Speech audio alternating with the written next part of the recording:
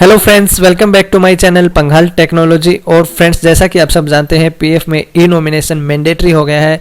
ई nominations आपको करना important है। तो फ्रेंड्स, आज इसी टॉपिक पे हम इस वीडियो में बात करेंगे। और आज की इस वीडियो में हम बात करेंगे कि पीएफ में अगर आप अपना ई नॉमिनेशन नहीं करते हैं तो उसके क्या नुकसान है, और अगर आप पीएफ में अपना ई नॉमिनेशन कर लेते हैं तो उसका क्या बेनिफिट है, आपको क्या फ़ायदा है। तो इसी पे हम आज इस वीडियो में चर्चा करेंगे।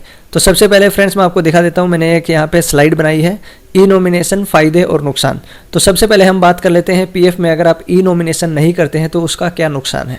तो फ्रेंड्स, जैसा कि आप सब जानते हैं पीएफ ने ये अपडेट किया है कि अगर आप अपना पीएफ में ई नॉमिनेशन नहीं करते हैं तो अब आप अपना पीएफ का पासबुक चेक नहीं कर सकते हैं। यस फ्रेंड्स, अगर पीएफ में आपने अपना ई नॉमिनेशन नहीं किया है तो अब आप अपना पीएफ का पासबुक है वो चेक नहीं कर सकते हैं, बैलेंस चेक नहीं कर सकते हैं। दूसरा, अगर आपने पीएफ में अपना नॉमिनी नहीं डाला है, ई नॉमिनेशन नहीं किया है, तो आप एडवांस के लिए भी अप्लाई नहीं कर सकते हैं।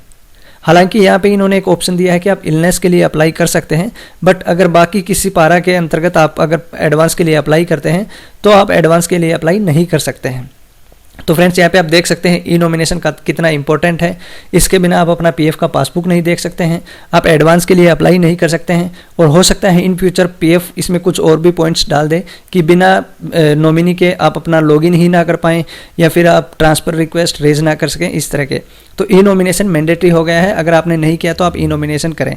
इसके अलावा सबसे इंपॉर्टेंट, अगर आप पीएफ में आप अपना ई नॉमिनेशन नहीं करते हैं तो जो आपका नॉमिनी है, खुदा न खास्ता अगर किसी पीएफ मेंबर को के साथ कुछ मिस हैपनिंग हो जाती है तो जो उसके नॉमिनी हैं, मेंबर के जो नॉमिनी हैं, उनको जो बेनिफिट्स मिलना होता है पीएफ के अंडर, वो बेनिफिट उनको नहीं मिल पाता है। और जो ईपीएस स्कीम के अंतर्गत जो पेंशन से रिलेटेड बेनिफिट्स मिलने होते हैं वो भी नहीं मिल पाते हैं। और पीएफ के अंतर्गत एक और स्कीम है ईडीएलआई, तो इसके अंतर्गत भी जितने बेनिफिट्स हैं वो भी नहीं मिल पाते हैं, या फिर अगर मिलते हैं तो उनको बहुत धक्के खाने पड़ते हैं पीएफ ऑफिस के। और अभी तो पीएफ ऑफिस ने ऑफलाइन क्लेम्स एक्सेप्ट करना बंद कर दिया है।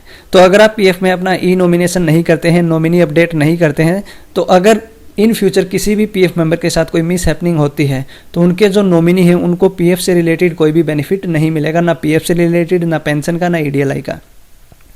तो आप अगर आपने ई नॉमिनेशन अभी तक पीएफ में नहीं किया है तो आपसे रिक्वेस्ट है कि अपना ई नॉमिनेशन कंप्लीट करें। ई नॉमिनेशन कैसे करते हैं इस पे मैं एक सेपरेट वीडियो अपलोड करूंगा कुछ ही दिन में, तो आप उसके थ्रू ये चेक कर सकते हैं कि कैसे आप ई नॉमिनेशन कर सकते हैं। तो फ्रेंड्स, ये तो हुआ कि अगर पीएफ में आप ई नॉमिनेशन नहीं करते हैं तो आपको क्या क्या नुकसान है। अब हम बात कर लेते हैं पीएफ में ई नॉमिनेशन करने के फ़ायदे क्या हैं। तो जैसा कि फ्रेंड्स आपने पीछे देखा, अगर आप पीएफ में ई नॉमिनेशन नहीं करते हैं तो आप अपना पीएफ का पासबुक चेक नहीं कर सकते हैं, आप एडवांस के लिए अप्लाई नहीं कर सकते हैं।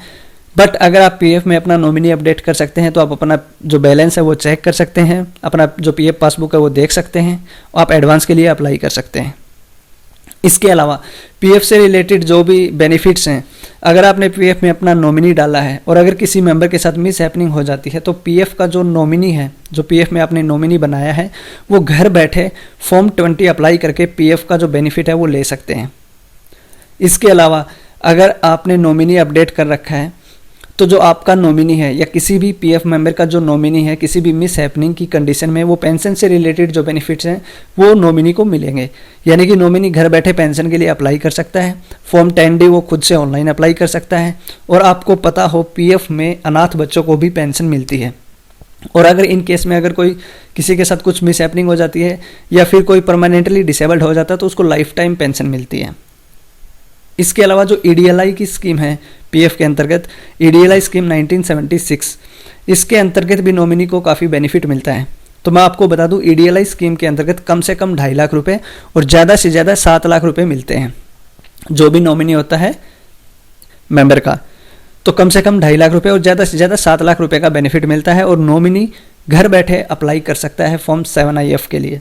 तो फ्रेंड्स, ई नॉमिनेशन कितना इंपॉर्टेंट है। अगर आपने ई नॉमिनेशन कर रखा और खुदा न खास्ता अगर किसी भी पीएफ मेंबर के साथ कोई मिस हैपनिंग होती है तो ये सारे बेनिफिट्स उसके नॉमिनी को मिलेंगे बिना किसी प्रॉब्लम के। वो घर बैठे खुद से ये सारे बेनिफिट्स ले सकते हैं। तो फ्रेंड्स, पीएफ डिपार्टमेंट ने इसीलिए रेस्ट्रिक्शन लगाई है कि ई नॉमिनेशन आप अपना करें, क्योंकि ये मैंडेटरी है। इससे काफ़ी बेनिफिट्स मिलेंगे इन फ्यूचर जो पीएफ मेंबर्स हैं या उनके जो नॉमिनी हैं उनको। तो आपसे रिक्वेस्ट है कि आपने अगर ई नॉमिनेशन नहीं किया तो अपना ई नॉमिनेशन करें। एक और वीडियो मैं फ्रेंड्स मैं अपलोड करूंगा, उसमें मैं आपको बताऊंगा कि पीएफ में ई नॉमिनेशन अपलोड करने के लिए आपको क्या क्या डॉक्यूमेंट्स आपको चाहिए, क्या क्या आपके पास डिटेल्स होनी चाहिए, और फिर एक सेपरेट वीडियो हम बनाएंगे जिसमें हम बताएंगे कि पीएफ में ई नॉमिनेशन कैसे करते हैं। तो फ्रेंड्स ये एक छोटा सा अपडेट था, उम्मीद करता हूँ आपको वीडियो अच्छी लगी होगी। वीडियो को लाइक करें, शेयर करें, और अगर अभी तक आपने चैनल को सब्सक्राइब नहीं किया है तो प्लीज़ चैनल को सब्सक्राइब करें ताकि लेटेस्ट वीडियोज़ आपको मिलती रहें। Thank you so much friends.